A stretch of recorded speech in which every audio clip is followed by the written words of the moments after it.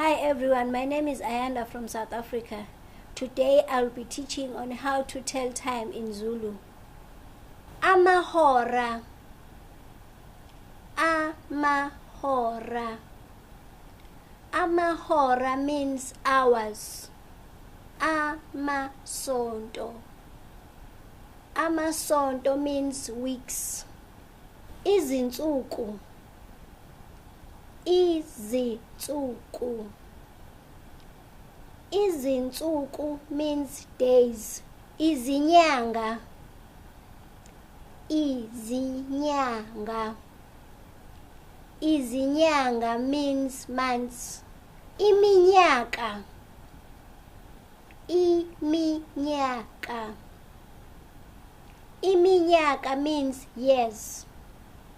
Thank you everyone for watching this video. Please like and subscribe to my channel. The link is right down below.